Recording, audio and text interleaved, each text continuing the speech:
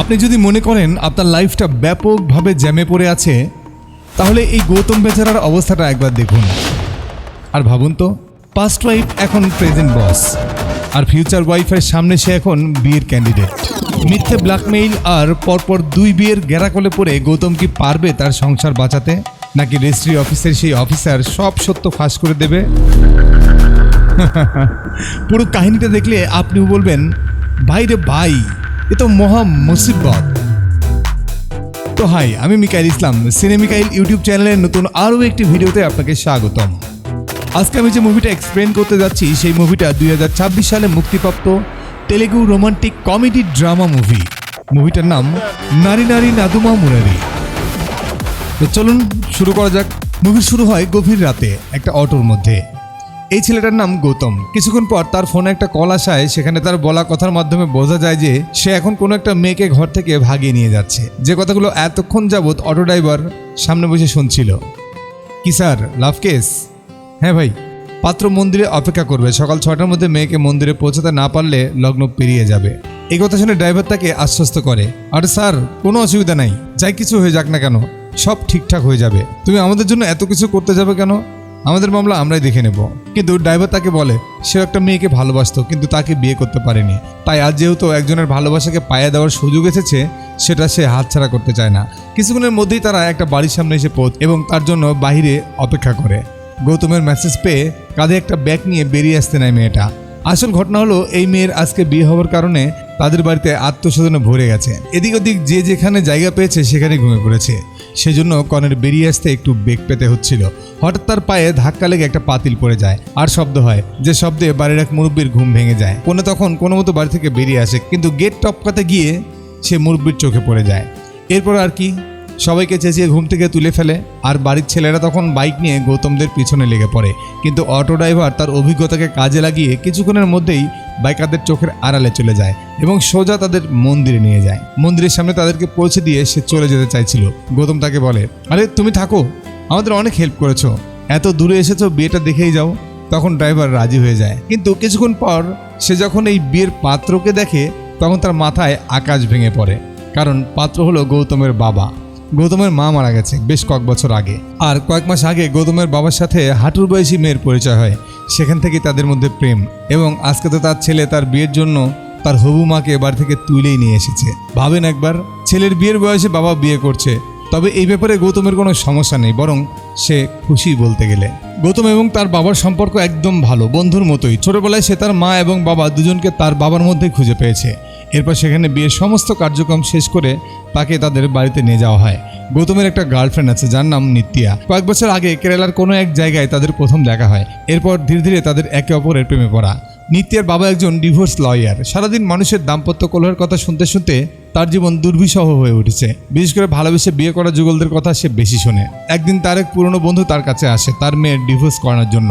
তার মেয়ে নাকি 1 বছর আগে একটা ছেলের সাথে প্রেম করতো। তিনি জিজ্ঞাসা করলে তার মেয়ে বলতো তার কোনো এক বান্ধবীর সাথে কথা বলছে। শপিংয়ে গেলে বলতো বান্ধবীর সাথে শপিং করছে। আর এইভাবেই একদিন মন্দিরে পুজো করতে যাওয়ার অজুহাত দিয়ে বিয়ে করে ফিরে আসে। কিন্তু কি আর করার, এখন 1 বছরের মাথায় আবার ডিভোর্স নেওয়ার জন্য উঠে পড়ে লেগেছে। নিত্যার বাবা তখন তাকে আশ্বস্ত করে বলে, সমস্যা নেই, 2-1 দিনের ভিতরে ডিভোর্স ফাইল করা হবে। সেখান থেকে উঠে যাওয়ার আগে তার বন্ধু তাকে বলে, দেখ দোস্ত, তোর একটা মেয়ে আছে, সাবধানে রাখিস। তখন নিত্যার বাবা বলে, আরে আমার মেয়ে এরকম কিছু করবে না, আমার ওর উপর বিশ্বাস আছে। তখন তার বন্ধু হাসতে হাসতে বলে, আমিও এরকম কথাই অনেককে বলতাম। তারপর কি হলো দেখলি তো। যাই কিছু হোক, নিত্যার বাবার মনে তার বন্ধুর কথাগুলোর জন্য একটু সন্দেহ জাগে। কারণ নিত্যা ঘন্টার পর ঘন্টা কার সাথে যেন ফোনে কথা বলছে, কার সাথে কথা বলছে সে জানে না। তাই সেদিন শিওর হওয়ার জন্য নিত্যাকে জিজ্ঞাসা করে যে কার সাথে সে সারাদিন কথা বলে। নিত্যা তখন সরাসরি বলে দেয় যে বাবা, আমি গৌতমের সাথে কথা বলছি। আর এই কথা শুনে তখন তার বাবা মনে মনে খুশি হয়, কারণ তার মেয়ে তার সাথে মিথ্যা কথা বলেনি। এরপর নিত্যা শপিং, রেস্তোরাঁ, ঘুরতে যাওয়া, যেখানেই যাক না কেন, সবসময় তার বাবা কার সাথে যাতে জিজ্ঞাসা করলে প্রতিবারের মতো নিত্যা বলে, বাবা গৌতমের সাথে যাচ্ছি। এখন তার অ্যাসিস্ট্যান্ট তাকে বলে, স্যার আপনার মেয়ে গৌতম নামের ছেলেটার সাথে সারাদিন ঘোরাঘুরি করে, আপনি সরাসরি জিজ্ঞাসা করেন তো এই গৌতমটা কে। অ্যাসিস্ট্যান্টের কথায় পরদিন সকালে নাস্তার টেবিলে নিত্যের বাবা তাকে জিজ্ঞাসা করে, গৌতম কি তার ফ্রেন্ড নাকি বয়ফ্রেন্ড। বাবার প্রশ্নের উত্তরে নিত্যা কিছুটা ঘাবড়ে যায়, যেটা বুঝতে পেরে তার বাবা তাকে বলে, সরাসরি বলার দরকার নেই, গৌতম যদি তোমার বয়ফ্রেন্ড হয় তবে 4 কাপে 4টা সুগার কিউব দাও, আর শুধু ফ্রেন্ড হলে 2টা দাও। বাবার কথা মতো নিত্যা 2টা সুগার কিউব দিয়ে থেমে যায়, যেটা দেখে তার বাবা খুব খুশি হয় এবং তার অ্যাসিস্ট্যান্টকে বলে, দেখেছো এমন মেয়ে এরকম না। পরক্ষণে নিত্যা বলে, এখানে দুটোই ছিল সুগার কিউব। যেটা শুনে তার বাবার আর বুঝতে বাকি থাকে না যে গৌতম তার মেয়ের বয়ফ্রেন্ড, মানে 4টা সুগার থাকলে সে 4টাই ফেলতো। তাই সে তার মেয়েকে বলে, আমি গৌতমের সাথে দেখা করতে চাই, কালকে ডিনারের পরে তাকে আসতে বলে দিও। পরদিন গৌতম একটু দেরি করে সেখানে আসে। দেরি করে আসার কারণ জিজ্ঞাসা করলে গৌতম বলে, তোমার বাবা বলেছিল ডিনারের পর আসতে, আর আমি ডিনার একটু দেরিতে করি, সেটা শেষ করে সোজা এখানে চলে এসেছি। নিত্যের বাবা গৌতমের সাথে দেখা করতে চায়, তার একমাত্র কারণ হলো সে এরকম প্রেমের অনেক সম্পর্ক ভেঙে যেতে দেখেছে, তাই সে চায় না তার মেয়ের সাথে এমনটা হোক। কথাবার্তা শুরু হতেই সব টিপিক্যাল বাবাদের মতো নিত্যের বাবা গৌতমকে জিজ্ঞাসা করে, তোমার স্যালারি কত? যার উত্তরে গৌতম সোজাসাপটা বলে 60,000। কিন্তু মজার ব্যাপার হলো নিত্যের মান্থলি স্যালারি 3 লাখ টাকা। এই কথার বিপরীতে গৌতম বলে, আমিও কিছুদিনের মধ্যে নিত্যের কোম্পানিতে চাকরি নিতে যাচ্ছি, তখন আমাদের দুজনের বেতন প্রায় সমানই হয়ে যাবে। এরপর তাদের কথা আরেকটু সামনে আগেলে নিত্যের বাবা তাকে তাদের লাভ লাইফ সম্পর্কে জিজ্ঞাসা করে, কিভাবে তারা একে অপরের প্রেমে পড়েছিল। তখন গৌতম তাকে কেরালার দিনগুলোতে নিয়ে যায়, মানে আমাদেরকে ফ্ল্যাশব্যাকে নিয়ে যাওয়া হয়। চাকরির কোনো একটা কাজে কয়েক বছর আগে সে কেরালা গিয়েছিল। কেরালা দেখতে খুব সুন্দর। পৃথিবীর মধ্যে কোথাও যদি স্বর্গ থেকে থাকে তাহলে সেটা কেরালাকে ধরা হয়। কিন্তু সেখানে একটাই সমস্যা, সব ধরনের রান্না নারকেল দিয়ে করা হয়। এই নারকেলের তেলের রান্না খেতে খেতে গৌতম যখন প্রায় অতিষ্ঠ, ঠিক তখনই তার নাকে হায়দ্রাবাদের বিরিয়ানির গন্ধ ভেসে আসে। গৌতম বুঝতে পারে এই গন্ধ পাশের বাড়ি থেকে ভেসে আসছে, আর সেখানে গিয়ে সে প্রথমবারের মতো নিত্যাকে দেখে। নিত্যা সেখানে একটা কনস্ট্রাকশন প্রজেক্টের কারণে এই বাড়িতেই থাকে। নিত্যা জানালার পাশে গৌতমকে দেখে সাথে সাথে তার জানালা লাগিয়ে দেয়। এরপর দিন গৌতম একটা মহিলার সাথে কোনো একটা কারণে তর্ক করছিল। সে সময় নিত্যা গৌতমের কাছে এসে একটা হেল্প চায়, যেটা হলো আজ প্রজেক্টে কিছু লোক তাকে ইঙ্গিত করে মালায়ালাম ভাষায় কিছু কথা বলেছিল, আর নিত্যা মালায়ালাম ভাষা কিচ্ছু বোঝে না। তাই সে সেই সময় ফোনে কথাগুলো রেকর্ড করে রেখেছিল। তাই নিত্যা গৌতমকে শুনিয়ে বলে এই কথাগুলোর মানে বুঝিয়ে দিতে। গৌতমও তখন রাজি হয়ে যায়, কিন্তু যখন কথাগুলো হিন্দিতে এক্সপ্লেন করার সময় আসে তখন সে কিভাবে কি বলবে কিছুই বুঝতে পারে না। শুধু এতটুকুই বলে যে এখানে তোমাকে খারাপভাবে বডি শেভিং করা হয়েছে, যার ফলশ্রুতিতে পরদিন সে সাইট ম্যানেজারের কাছে যায় এবং তাদের বিরুদ্ধে কমপ্লেন করে। তখন ম্যানেজার সেই লোকগুলোকে কাছ থেকে বের করে দেয়। কিন্তু যেতে যেতে তারা নিত্যাকে মালায়ালাম ভাষায় হুমকি দিয়ে যায়, কিন্তু নিত্যা এসবের কিছুই বোঝে না। তাই সে বাড়ি ফিরে সোজা গৌতমের কাছে যায় এবং তাকে অনুরোধ করে বলে অফিসে কে তাকে কি বলেছে তা সে বুঝতে চায়। তাই সে যদি তাকে এই বিষয়ে সাহায্য করে তাহলে খুব ভালো হয়। গৌতম এতে রাজি হয়, কিন্তু একটা শর্ত রাখে, সেটা হলো এখানে সে যে কয়দিন থাকবে ততদিন যেন নিত্যা তাকে রান্না করে খাওয়ায়, যে শর্তে নিত্যা রাজি না হয়ে পারেই না। এরপর থেকে নিত্যা প্রতিদিন তার জন্য রান্না করে নিয়ে যায়, আর গৌতম তাকে মালায়ালাম ভাষা শেখাতে শুরু করে। এভাবেই মেলামেশার মাধ্যমে তাদের একটা ভালো বন্ধুত্ব তৈরি হয়ে যায়। তারা একসাথে কেরালার বিভিন্ন জায়গায় ঘুরে বেড়ায়। এরই মধ্যে একদিন নিত্যা অফিস থেকে বেরিয়ে একটা ধাবার পাশে গৌতমের জন্য অপেক্ষা করছিল। সে সময় সেখানে কোথা থেকে সেই লোকগুলো চলে আসে যাদেরকে সে চাকরি থেকে ছাঁটাই করেছিল। ওরা তখন নিত্যের সাথে বাজে ব্যবহার করা শুরু করে। এর মধ্যে সেখানে গৌতম চলে আসে, আর গৌতম সেখানে তাদের কিছু না বলে নিত্যাকে তার সঙ্গে চলে আসতে বলে। কিন্তু নিত্যা বলে আমি ওদের চ্যালেঞ্জ করেছি যে তুমি আসলে ওদেরকে মেরে শিক্ষা দেবে। কিন্তু গৌতম তাকে বলে আরে বস, আজকে শনিবার সে কারোর সাথে মারামারি করে না। ব্যাপারটাকে সেই লোকগুলো হাস্যরসাত্মকভাবে নেয় এবং তাকে কিছু খারাপ কটূক্তি করে, যেটা শুনে নিত্যা সেই লোকের গালে একটা চড় লাগিয়ে দেয়। গৌতম তাকে মারার কারণ জানতে চাইলে নিত্যা বড় অভিমান করে তার দিকে তাকায়, যেন গৌতম বুঝে যায় নিত্যা তাকে শুধু বন্ধু নয়, বন্ধুর চেয়ে অনেক বেশি কিছু মনে করে। কারণ সেই লোকগুলো নিত্যাকে না, গৌতমকে খারাপ কথা বলেছিল দেখে নিত্যা তাকে চড় মেরেছে। এরপর তো বুঝতেই পারছেন গৌতম সেখানে সবাইকে ইচ্ছা মতো কেলানি দেয়। এরপর নিত্যা গৌতমকে পেছন থেকে জড়িয়ে ধরে, আর এখান থেকেই তাদের ভালোবাসার শুরুটা হয়। নিত্যের বাবা তাদের এই কাহিনী শুনে রাগে ফেটে পড়ছিল, কারণ তার মেয়ে এইভাবে একটা ছেলের প্রেমে পড়বে সেটা সে মানতেই পারে না।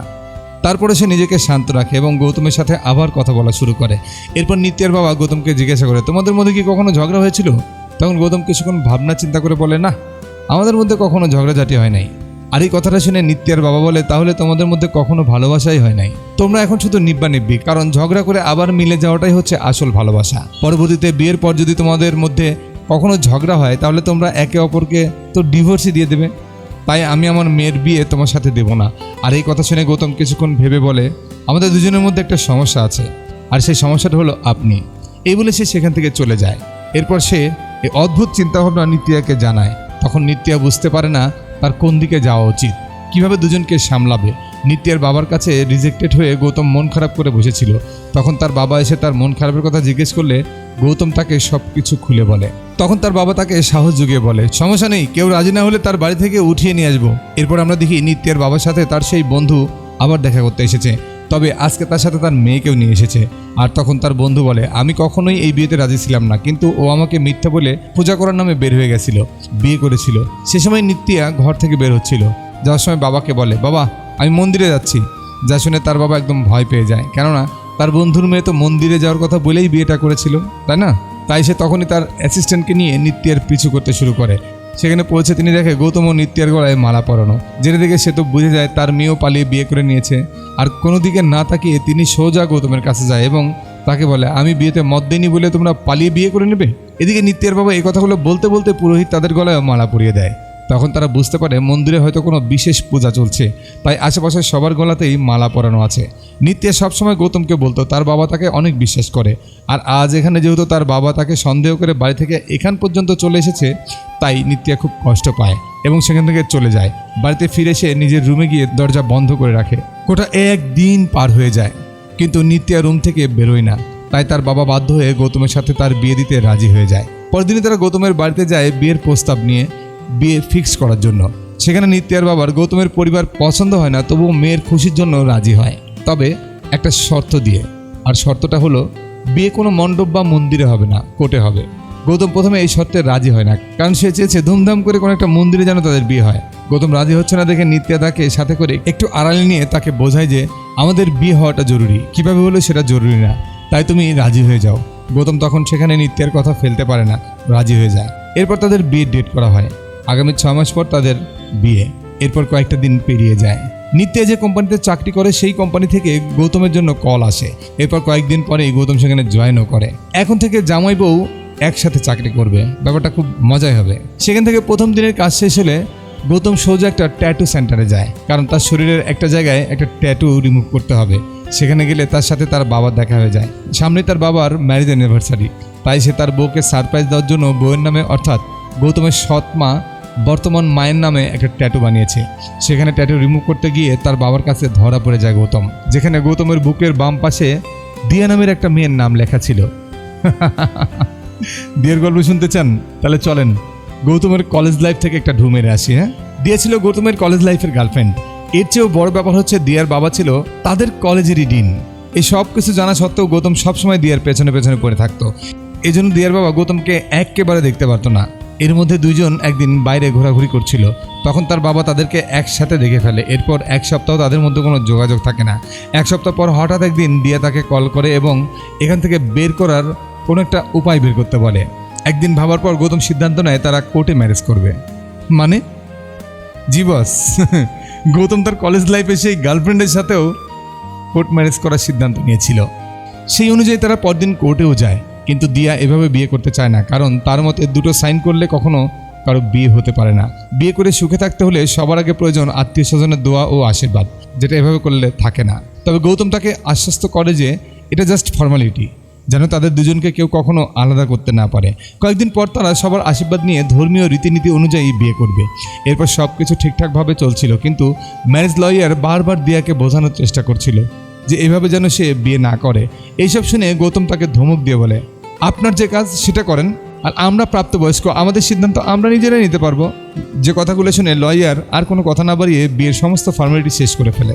সব কাজ শেষে চলে যাওয়ার সময় গৌতম সেই লয়ারকে চ্যালেঞ্জ দিয়ে বলে, আমরা পৃথিবীর সেরা কাপল হব, আর এটা আমি না, আপনি বলবেন।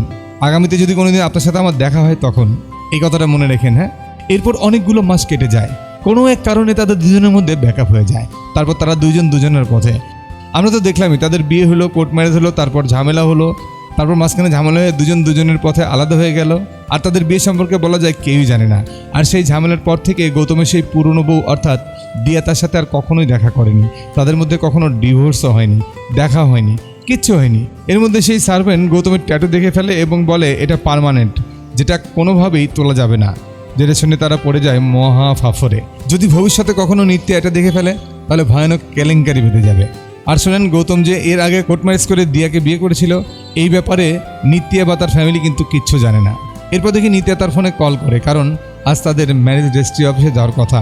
তাই সেখানে আর সময় নষ্ট না করে সোজা রেজিস্ট্রি অফিসে চলে যায়, কারণ এতদিনে 6 মাস পার হয়ে গেছে। সেখানে গৌতম খুব তাড়াতাড়ি তার ফর্মটা পূরণ করে ফেলে, যেটা দেখে নিত্যা বেশ অবাক হয়, কারণ সে এত দ্রুত ফর্ম পূরণ করেছে যে এর আগেও সে এই বিয়ের ফর্ম পূরণ করেছে, যে বিষয়টা তাকে ভয় ঢুকে দেয়। তখন গৌতম নিত্যাকে বলে যে তার এক বন্ধুর বিয়েতে নাকি সে তারই ফর্ম পূরণ করেছিল।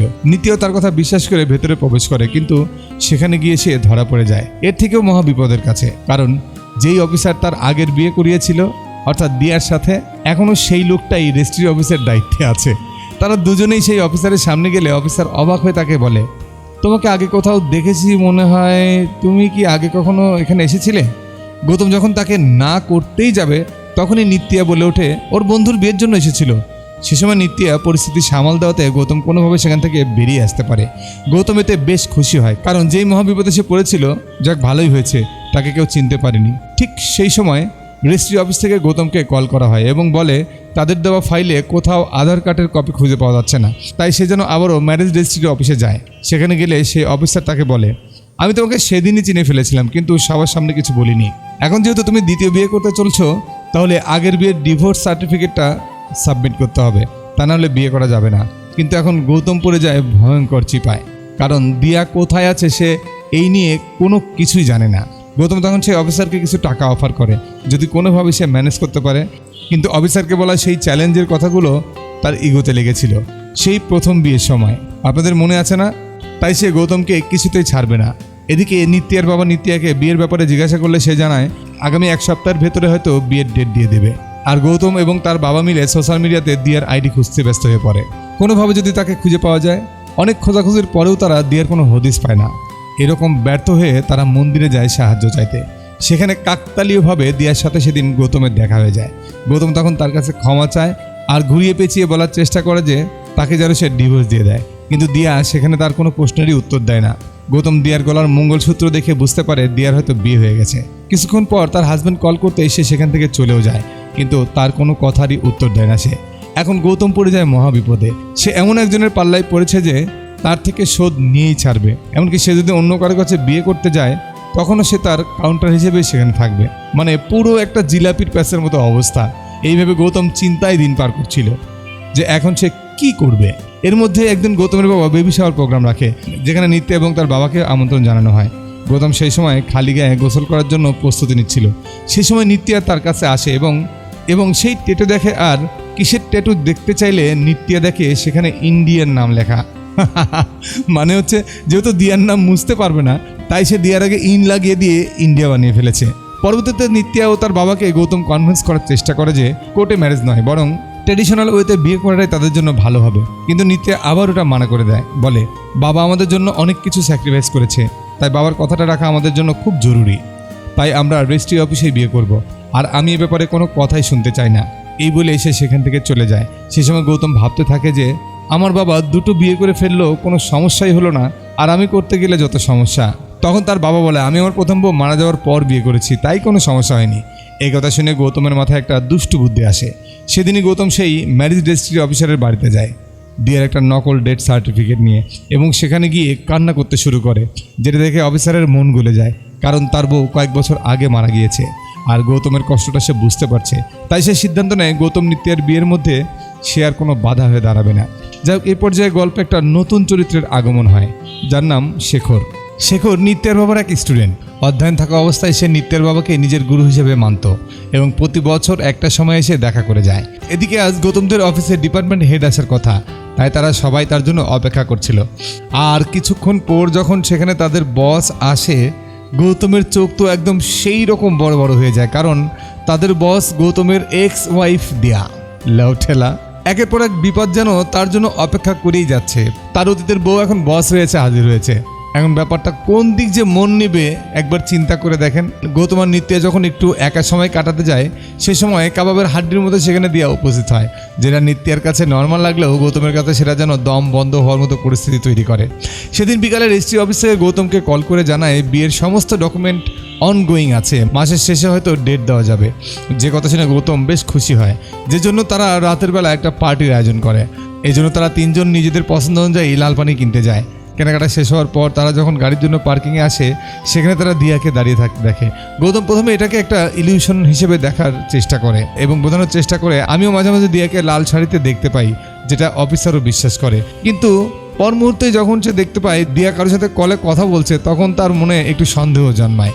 শিওর হওয়ার জন্য সে তার সামনে যায় এবং অদ্ভুত কিছু প্রশ্ন জিজ্ঞাসা করে, যেগুলো শুনে দিয়া রেগে গিয়ে তার গালে একটা চর দিয়ে বসে। অফিসারের আর কিচ্ছু বুঝতে দেরি থাকে না যে দিয়ার মৃত্যুর সার্টিফিকেটটা গৌতমের বানানো একটা মিথ্যা সার্টিফিকেট, যার মূল উদ্দেশ্য ছিল তাকে বোকা বানিয়ে বিয়ে করিয়ে নেওয়া। এরকম একটা বিব্রতকর পরিস্থিতিতে পড়ে গৌতম দিয়াকে বলে, আমি তোমাকে বিরক্ত করতে চাইনি, তাই তোমার একটা মিথ্যা ডেথ সার্টিফিকেট বানিয়ে ওনাকে দিয়েছি, সেজন্য আমি তোমার কাছে ক্ষমা চাইছি। এই কথা শুনে দিয়া একটু হেসে বলে, তুমি ক্ষমা চাইতে জানো?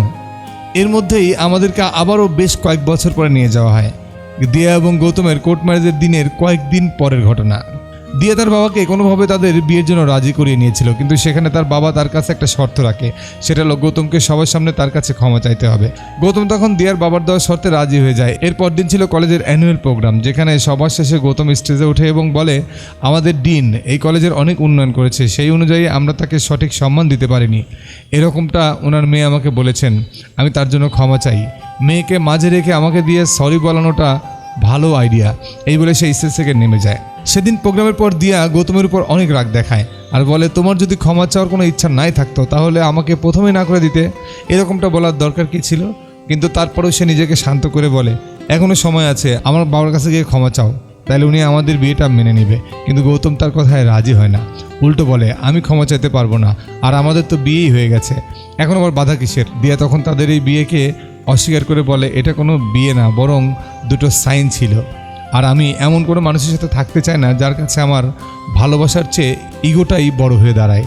এই বলে সে সেখান থেকে চলে যায়। এখন যেহেতু দিয়া নিজেই বিয়ে মানতে রাজি না, তাই তারা এরপর আর কখনো ডিভোর্সের আবেদন পর্যন্ত করেনি। সেখান থেকেই তাদের দুজনের আলাদা হয়ে যাওয়া। ঘটনা আবারও বর্তমানে ফিরে আসে।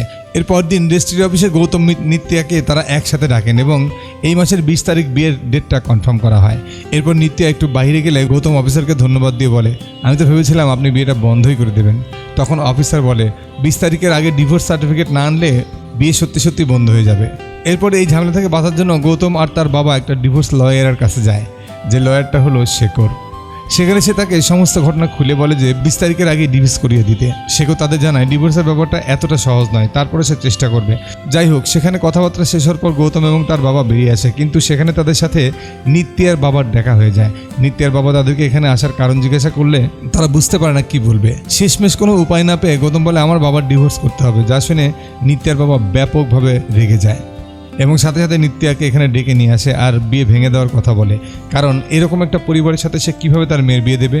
প্রথমে হাঁটুর বয়সে একটা মেয়েকে বিয়ে করেছে, কিছুদিন আগেই তাদের বেবি শাওয়ার গেল, এখন আবার ডিভোর্স।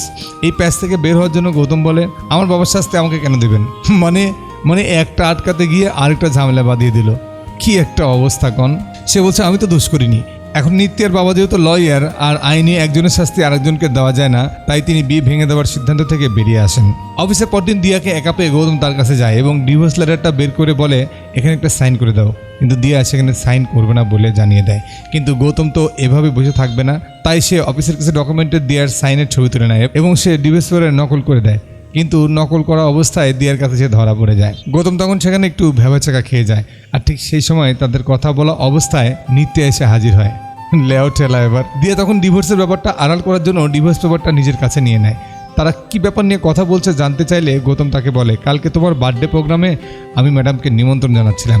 এরপর চলে আসে জন্মদিনের দিন, আর জন্মদিন উপলক্ষে পুরো বাড়িটা বেশ সুন্দর করে সাজানো হয়েছে। এর মধ্যে সেখানে সুইট কাপল হিসেবে এন্ট্রি নেয় গৌতমের বাবা এবং তার সৎ মা। তাদের দুজনের মধ্যে কেমিস্ট্রি দেখে মনে হচ্ছিল না যে 2 দিন আগে তারা ডিভোর্সের জন্য আবেদন করতে গেছিল। মানে ডিভোর্সের ব্যাপারটা তো তারা এমনিতেই তৈরি করেছিল, কিন্তু নিত্যা সহ বাকি সবাই তো আর বুঝতেছে না, তাই না?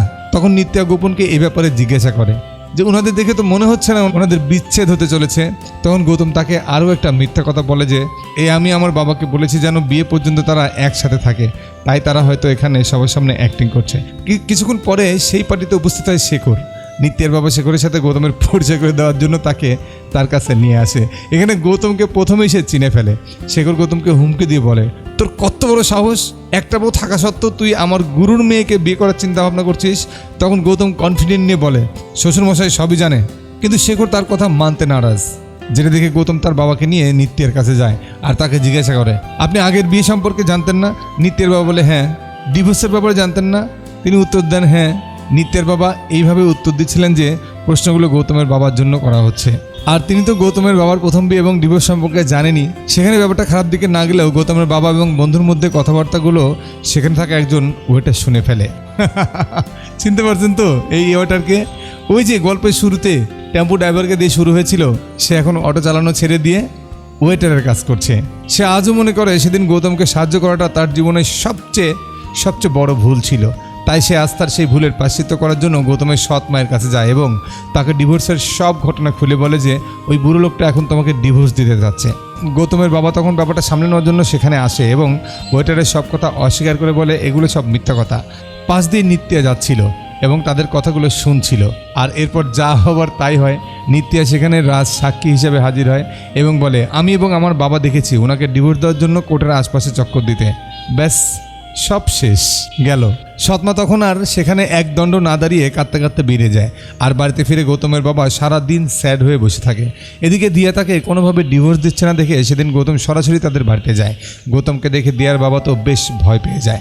এই ভেবে যে গৌতম এখানে এসেছে তার মেয়ের সংসার ভাঙার জন্য, তাই তখন সে তাকে নিয়ে একটু আড়ালে চলে যায় কথা বলার জন্য। যেখানে গৌতম তাকে তাদের ম্যারেজ সার্টিফিকেট দেখিয়ে বলে যে আপনি আপনার মেয়েকে বিয়ে দিয়েছেন, কিন্তু আইনগতভাবে এখনও সে আমার বউ। এখনই চান আমি তার হাজব্যান্ডকে সব কিছু বলে দিই? তখন দিয়ার বাবা একটু ভেবেচাকা খেয়ে যায়। এবার সে গৌতমকে জিজ্ঞাসা করে এখন তুমি কি চাও? গৌতম বলে ডিভোর্স চাই।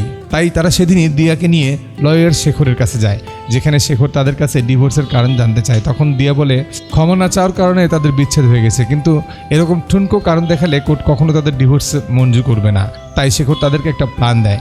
গৌতম বাচ্চা নিতে চায়, কিন্তু শারীরিক সমস্যার কারণে দিয়া বেবি কনসেপ্ট করতে পারবে না। এই কারণ দেখালেই ডিভোর্স হয়ে যাবে। আর এই কথা শুনেই দিয়া সেখান থেকে উঠে চলে যায়। এবার দিয়ার বাবা বলে দিয়া সত্যি বেবি কনসেপ্ট করতে পারছে না, তাই ও হয়তো কষ্ট পেয়ে এখান থেকে চলে গেছে। যে কথা শুনে গৌতম শেখরকে বলে সেজন্য এটাকে উল্টো করে লেখে যে গৌতমের সমস্যার কারণে তারা বাচ্চা নিতে পারছে না। এরপর সে বাইরে বেরিয়ে এসে দিয়াকে বলে তুমি কষ্ট পেও না, আর তোমার হাজব্যান্ডও তোমাকে অনেক ভালোবাসে, তাই সে এখনও তোমার সঙ্গ ছাড়েনি।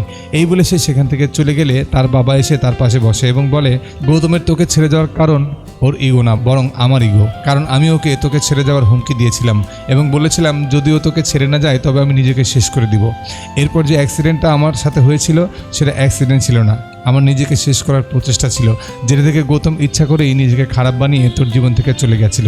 সে চলে গেছিল তাতে আমার সবচেয়ে বেশি দোষ ছিল, গৌতমের ইগোর ছিল না। তোর সাথে ঝামেলা লেগেছিল, আমিও তাকে ব্ল্যাকমেল করেছিলাম যেন তোর জীবন থেকে সে চলে যায়। কিন্তু আজ আমি তোকে দেখে বুঝতে পারছি তুই আসলেও গৌতমকে এতটা ভালোবেসেছিস। কিন্তু যাই হোক, এখন তো আর কিছুই করার নেই। এদিকে আমরা দেখি গৌতমের সৎমা তার বাবাকে ডিভোর্স দেওয়ার সিদ্ধান্ত নিয়েছে। মানে এক ঝামেলা থেকে বের হওয়ার জন্য কত ঝামেলা হয়ে গেল, তাই না? তাই গৌতমের সৎ মায়ের বাবা মা গৌতমদের বাড়িতে এসেছে তাদের মেয়ের সমস্ত জিনিস নিয়ে যাওয়ার জন্য। সেই সময় গৌতম তাদেরকে সব কিছু খুলে বলতে নেয়, কিন্তু সেই সময় হঠাৎ নিত্যা ও তার বাবাও সেখানে এসে হাজির হয়। আর এই জন্য গৌতম তখন তাদের কিছুই বলতে পারে না।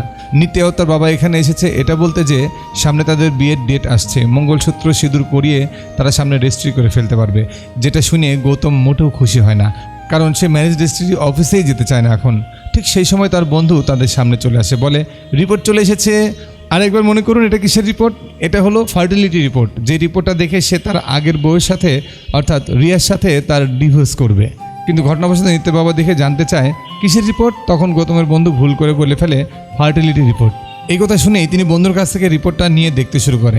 এখানে গৌতমের নাম লেখা, যেখানে লেখা ছিল গৌতম কখনোই বাবা হতে পারবে না, লাউঠেলা। এবার নিত্যার বাবা আরেকটা সুযোগ পেয়ে যায়, কিন্তু নিত্যা গৌতমের পক্ষে গিয়ে বলে আমি গৌতমকে ভালোবেসেছি বাচ্চা নেওয়ার জন্য না, বাচ্চা আমরা অ্যাডাপ্ট করে নিতে পারবো।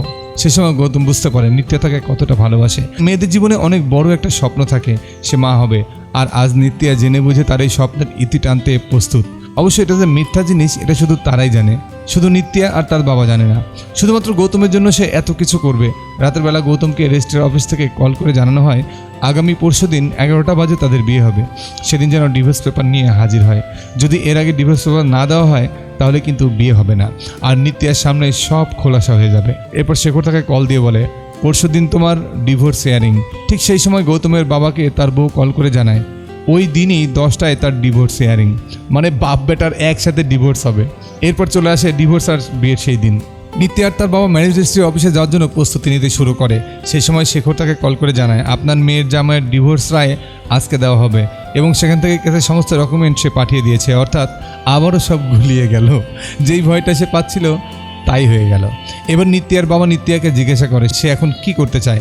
নিত্যা ম্যারেজ রেজিস্ট্রি অফিসে যাওয়ার সিদ্ধান্ত নেয়। সে গৌতমের তৈরি নাটকের শেষটা দেখতে চায়। সময় পার হয়ে যায়। জর্জ গৌতমের বাবার বয়স দেখে ডিভোর্স পেপারে সাইন করতে যায়। তখন তিনি জর্জকে থামিয়ে দিয়ে তার বউকে সমস্ত ঘটনা খুলে বলে, এমনকি তার বুকে করা ট্যাটু দেখায়। আর সেখানে অল্পের মধ্যেই তারা বিষয়টা বুঝতে পারে এবং বাপের ঝামেলাটা শেষ হয়ে যায়। এরপর শুরু হয় গৌতম এবং দিয়ার হিয়ারিং, যেখানে খুব অল্প সময়ের মধ্যে তাদের ডিভোর্স হয়ে যায়। আর গৌতম তখন সেই কাগজ নিয়ে ম্যারেজ রেজিস্ট্রি অফিসে পৌঁছে যায়, যেখানে সবাই তার জন্য অপেক্ষা করছিল। গৌতম আজ অনেক খুশি, কারণ আজকে এত যুদ্ধের পর তাদের বিয়ে হতে চলেছে। কিন্তু নিত্যের মধ্যে সেই আনন্দটা খুঁজে পাওয়া যাচ্ছে না। তার চোখে মুখে শুধু একটাই প্রশ্ন, কেন গৌতম তার সাথে এমনটা করেছে, কেন তাকে কিছু বলল না। সে কি এতটাই অবোধ ছিল যে গৌতমের এই সত্যিটা বুঝতে পারতো না? গৌতম যে ব্যাপারটা আন্দাজ করতে পারে এবং সাইন করতে গিয়েও থেমে যায়, এবং সেখানে সে সবার সামনে তার জীবনের এই না বলা সত্যটা উন্মোচন করে এবং তার কাছে ক্ষমা চেয়ে বলে, আমি চাইনি আমাদের সম্পর্কটা আমার মিথ্যে দিয়ে শুরু হোক, এতে আমরা কখনোই সুখী হতে পারতাম না, পারলে আমাকে ক্ষমা করে দিও। এই বলে গৌতম সেখান থেকে চলে যায়। এরপর কেটে যায় 6টা মাস। নিত্যা বুঝতে পারে গৌতমকে ছাড়া সে থাকতে পারবে না, তাই সে তাকে ক্ষমা করে দেয়। সকল ইগোকে একপাশে সরিয়ে রেখে তার বাবাকে নিয়ে গৌতমের বাড়িতে যায়। অবশেষে এবার হয়তো বিয়েটা হবে, কোনো ম্যারেজ রেজিস্ট্রি অফিসে না, ধুমধাম করে অনেক লোকের সমাগমে তাদের বিয়েটা হয়তো এবার হয়ে যাবে। কারণ আর যাই হোক, গৌতম তার ভুলটা স্বীকার করেছে একদম শেষ বেলায় ঠিক আছে, তবে বলছে তো, তাই না? সে মিথ্যার মধ্যে তাদের সম্পর্কটা শুরু করেনি। আর এই বিষয়টাই নিত্যের মনে প্রভাব ফেলেছে, তাই সে সমস্ত ঘটনা জেনেও তাকে ক্ষমা করে দিয়েছে এবং তাকে বিয়ে করতে রাজি হয়। আর এখানেই শেষ হয়ে যায় আজকের দারুণ এই মুভিটা। আচ্ছা, বিয়ে করার জন্য যে এত ঝামেলা হতে পারে, মানে ছেলে বিয়ে করবে, বিয়ে করার কারণে বাবার ডিভোর্স পর্যন্ত হয়ে যাচ্ছিল, ভাবেন একবার। তবে আমার কাছে গৌতমের সৎমার ব্যাপারটা খুব মজার লেগেছে। আপনার কাছে কেমন লেগেছে জানাতে অবশ্যই একটা কমেন্ট করে দিতে পারেন। আর আমাদের চ্যানেলে নতুন হলে একটা সাবস্ক্রাইব করে রাখতেই পারেন এরকম দারুণ সব মুভির এক্সপ্লেন দেখতে।